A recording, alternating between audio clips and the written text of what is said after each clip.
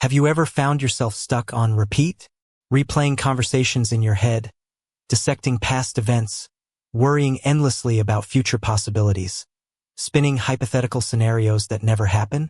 It's like your brain has a mind of its own, an internal chatterbox that just won't switch off. This is overthinking, and its close cousin, rumination, the repetitive focus on distress, causes, meanings, and consequences of a negative experience.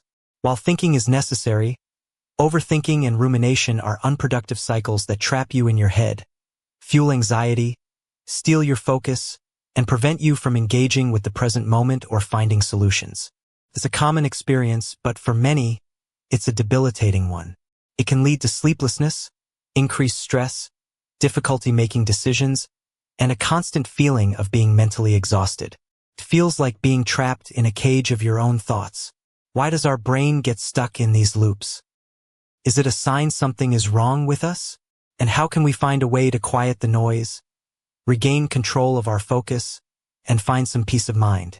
This challenge isn't new. Philosophers have contemplated the nature of the mind and the control of thought for centuries. And modern psychology has given us deep insights into the cognitive processes that lead to overthinking. Today, we're going to explore this mental maze by combining insights from both psychology and philosophy. We'll look at what psychology tells us about why our brains fall into overthinking patterns and how these loops function, and then turn to philosophical wisdom, particularly focusing on managing our internal world and being present for powerful ways to break free from rumination and find mental clarity. By the end, you'll have a clearer understanding of the overthinking trap and practical insights for quieting the noise and reclaiming your mind. So, let's begin by looking at the psychology of overthinking and rumination. Why do our thoughts sometimes feel so out of control? Psychology explains that while thinking is problem-solving, overthinking is often problem-dwelling. It's driven by several psychological factors. One major driver is a desire for control and certainty. When faced with uncertainty or a problem, our brain tries to think through every angle, every possibility, hoping that enough mental processing will lead to a definitive answer or guarantee a positive outcome. This is especially true for things that are important to us.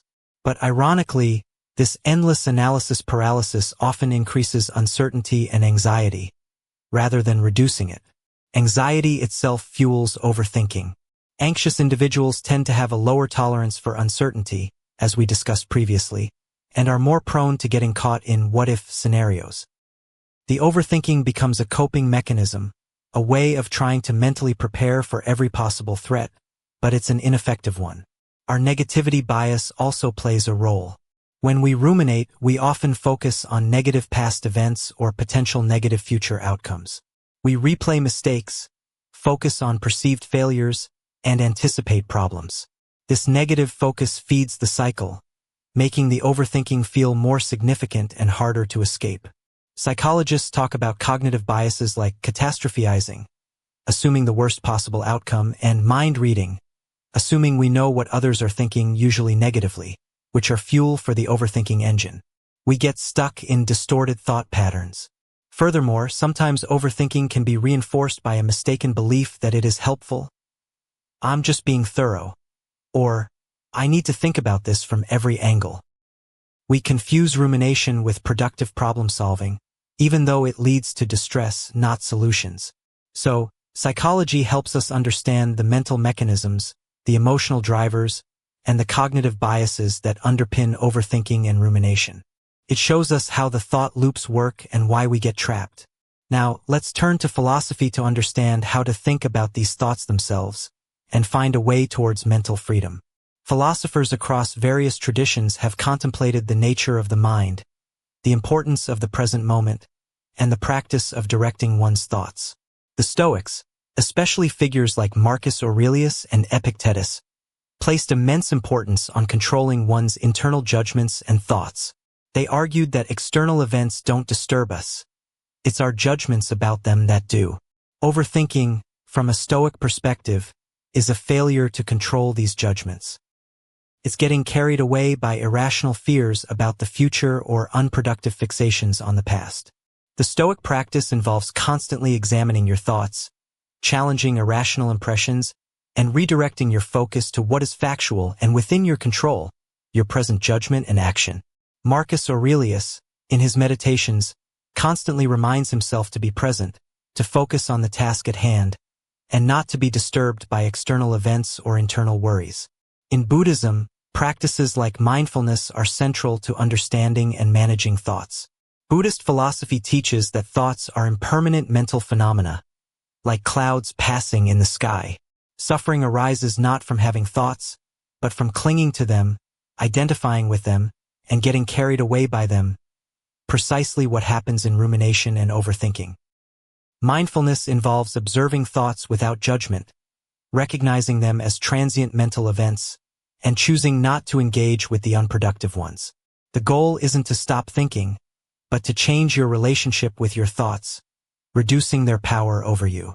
Even earlier, figures like Plato in his Republic used metaphors like the charioteer controlling two horses, representing different aspects of the soul/mind, to suggest the need for rational guidance over our inner drives and thoughts.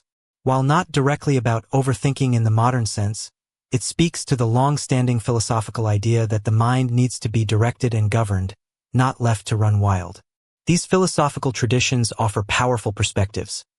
Our thoughts are not necessarily us. They can be observed and managed. Our peace depends on how we relate to our thoughts, and focusing on the present and what is real and controllable is key. This is where psychology and philosophy form a potent combination. Psychology maps the territory of the overthinking mind, identifying the specific loops and triggers. Philosophy provides the compass and the motivation, the wisdom on why mastering your inner world is crucial and the vision of a mind at peace. Psychological techniques give us actionable steps to interrupt the loops. Philosophical insights give us the perspective to make those techniques meaningful and sustainable, seeing the practice not just as a quick fix, but as part of cultivating a virtuous, present, and wise mind. So, how do we practically use this combined understanding to break free from overthinking and rumination? First, use psychological awareness to recognize the pattern. When you notice yourself overthinking or ruminating, pause. Simply identify it. I'm overthinking again. Or, this is rumination. This metacognitive awareness, thinking about your thinking, is the first step to disengaging from the loop.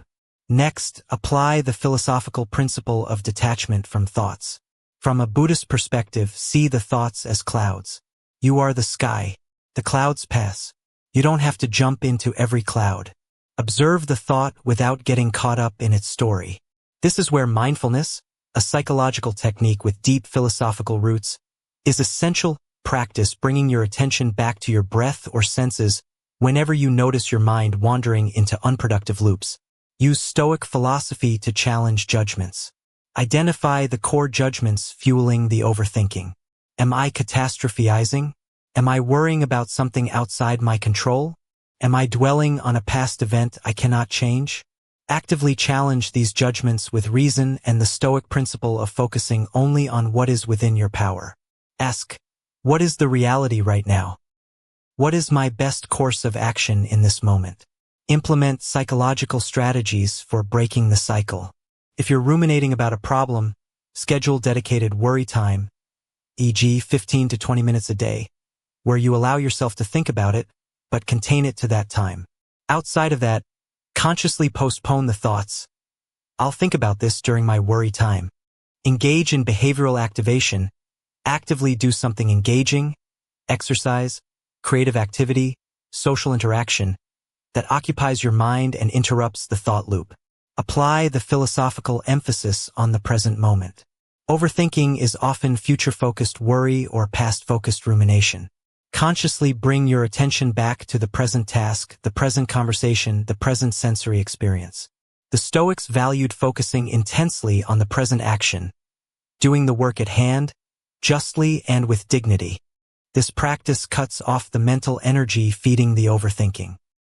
Remember that finding freedom from overthinking is a practice, not a one-time fix.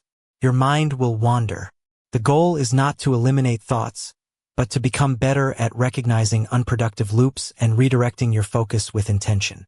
Overthinking and rumination are exhausting mental habits rooted in deep psychological wiring, often driven by a desire for control or fueled by anxiety. But by integrating this psychological understanding with the profound philosophical wisdom on managing our inner world, being present and challenging our judgments, we gain powerful tools.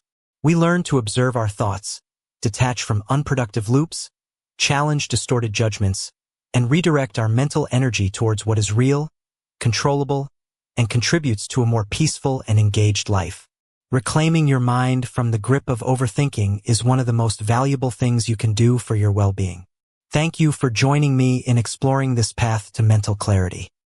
If you found this discussion valuable, please give it a like and subscribe to the channel for more insights blending psychology and philosophy. What are your biggest struggles with overthinking? Share your thoughts and strategies in the comments below.